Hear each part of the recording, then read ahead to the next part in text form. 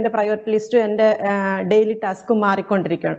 അപ്പൊ അത് നോക്കുവാണെങ്കിൽ ഡെയിലി മാറിക്കൊണ്ടിരിക്കുന്ന പോലെ ഉണ്ടാവും. അങ്ങനെ അപ്ഡേഷനാണ് അത്. ആ ജീവിതത്തിൽ പരിവർത്തനം ബുക്ക് ഫോളോ ചെയ്യുകയും പരിവർത്തനത്തിൽ നിങ്ങൾ ആഡ് ചെയ്ത് പോവുകയും ചെയ്യുന്നുണ്ടെങ്കിൽ അപ്ഡേഷൻ ഉണ്ടാവും ഡെയിലി.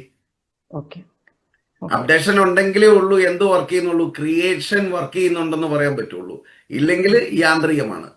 സ്ഥിരമായി ചെയ്യുന്ന കാര്യങ്ങൾ നമ്മൾ തുടർന്നുകൊണ്ടിരിക്കുന്നത് മനസ്സും ശരീരവും ചെയ്യുന്ന ഹാബിറ്റാണ്, അത് യാന്ത്രികമാണ്. എന്നാൽ യാന്ത്രികമായിട്ടോ അബോധപരമായിട്ടോ അല്ലാതെ ബോധപൂർവം പുതുതായി നമ്മൾ എന്തെങ്കിലും കാര്യങ്ങൾ ചെയ്യുന്നുണ്ടോ, അതാണ് നമ്മൾ ക്രിയേറ്റീവായിട്ട് വരുന്ന സോളിന്റെ ഭാഗത്ത് നിന്ന് വരുന്നത്. അതായത് വ്യക്തിത്വത്തിൽ നിന്ന് വരുമെന്ന് പറയും. അതായത് ഇൻഡിവിജ്വാലിറ്റി എന്ന് പറയുന്നത് കോറാണ്. അതേസമയം യാന്ത്രികമായിട്ടോ അബോധപരമായിട്ടോ നടന്നു പോയിക്കൊണ്ടിരിക്കുന്നത് പേഴ്സണാലിറ്റിയുടെ ഭാഗമാണ്, വ്യക്തിഭാവത്തിന്റെ ഭാഗമാണ്. അപ്പം നമ്മുടെ ലൈഫിൽ എന്തെങ്കിലും പുതുതായിട്ട് സൃഷ്ടിച്ചെടുക്കണം, ഇന്നില്ലാത്തത് എന്തിനെങ്കിലും സൃഷ്ടിച്ചെടുക്കണമെങ്കിൽ ഇപ്പൊ നിങ്ങൾ പോകുന്ന റൂട്ട് തന്നെയാണ് വളരെ കറക്റ്റ്. അതായത് ഡെയിലി അപ്ഡേഷൻ ഉണ്ടാവുന്നുണ്ടെങ്കിൽ അവിടെ ക്രിയേഷൻ നടക്കുന്നുണ്ടെന്നുള്ളതാണ്.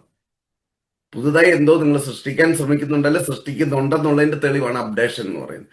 അതേസമയം അല്ല എങ്കിൽ യാന്ത്രികമാണ്, അബോധപരമാണ്, അത് ഹാബിറ്റാണ്. ഓക്കെ. Okay, thank you.